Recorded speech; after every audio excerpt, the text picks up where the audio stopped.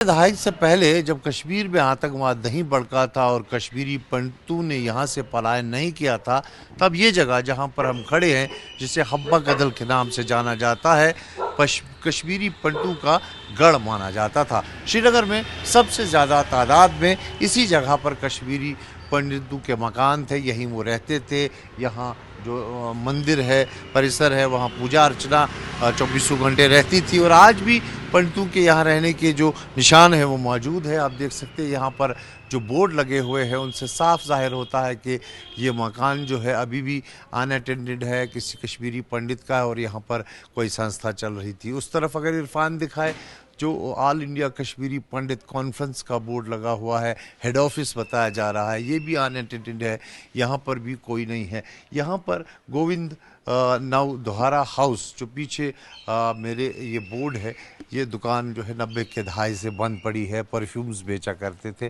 तो साथ में जो है मंदिर परिसर है। तो यहाँ पर इस इलाके को ही जो है गणेश रोड कहा जाता था। अगर यहाँ पर 100 घर थे तो 100 में से लगभग 98 घर जो है कश्मीरी पंडितों के थे। 90 के दहाई के बाद जब पलायन हुआ तो कई कश्मीरी पंडितों ने अपनी प्रॉपर्टी को बेच दिया। जो यहाँ पर नवनिर्माण जिसका हुआ है, जिसको रिकन्स्ट्रक्ट किया गया है, जैसे ये बीच पे ग्रीड वाला है, और इसी तरह से कईयों ने नहीं बेचा है और कईयों का दावा है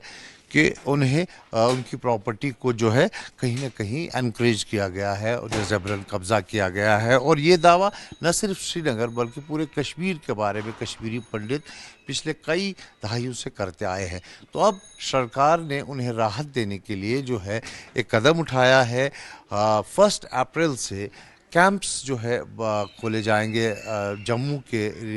जो रिलीफ एंड रिहैबिलिटेशन सेंटर है वहाँ पर, और हर ज़िले के 2 रेवेन्यू अधिकारी जिसमें एडीसी शामिल होगा, वो वहाँ पे बैठेगा और दिन भर ग्रेवियंसेस उस ज़िले के प्रॉपर्टीज़ के बारे में, एनकरेजमेंट के बारे में, सेल डीड के बारे में, जो है ज़मीन के बारे में, मकान के बारे में उस ज़िले के लोग उसे सुनेंगे। तो कहीं ना कहीं ये माना जा रहा है एक बहुत बड़ा राहत का कदम है जो कश्मीरी पंडितों को कई दहाइयों के बाद प्रदान किया जा रहा है, क्योंकि उनकी लगातार ये मांग रही है कि कई जगह उन्हें मिसलीड किया गया है, उनकी प्रॉपर्टी को हड़पा गया है। और अब इस पर बाज़ाब्ता जो ये कैंप्स होंगे ये तय करेंगे कि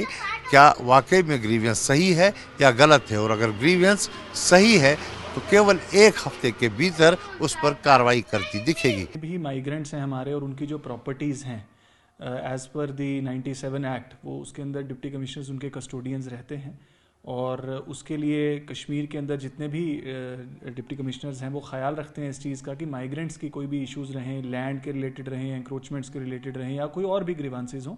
उसको प्रायोरिटी पे डील किया जाए। और उसके लिए जो है रिलीफ एंड रिहैबिलिटेशन कमिश्नर की तरफ से, माइग्रेंट्स की तरफ से एक ऑनलाइन पोर्टल भी, डेडिकेटेड ऑनलाइन पोर्टल भी अवेलेबल है। और जो कंप्लेंट्स आती हैं उनको टाइम बाउंड तरीके से डिस्पोजल किया जाता है, और ना केवल डिस्पोजल बल्कि सेटिस्फैक्शन भी देखी जाती है एप्लीकेंट की, और फाइनल जो डिस्पोजल रिपोर्ट है वो उनके साथ शेयर की जाती है।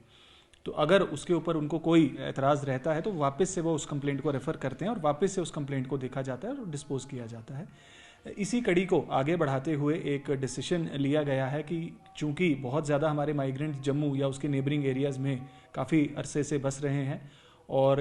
यहाँ पर वो ग्रीवांसेस को पर्सनली परस्यू नहीं कर पाते हैं, तो उनके सेटिस्फैक्शन के लिए एक ग्रीवांस रिड्रेसल कैंप्स, जैसा आपने जिक्र किया, उसका एक शेड्यूल हमने नोटिफाई यहाँ से किया है।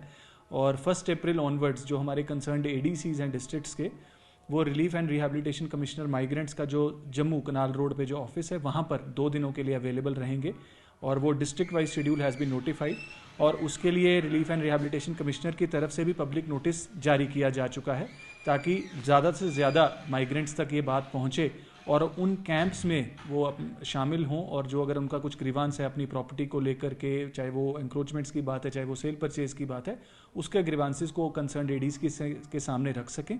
क्योंकि एडीसीज नोडल ऑफिसर्स भी हैं इन इश्यूज़ के लिए डिस्ट्रिक्ट्स में। और उसको हम ऑनलाइन तरीके जो है ऑनलाइन जो पोर्टल पे उसके साथ ही उसको अपलोड करके और उन ग्रीवांसेस को वो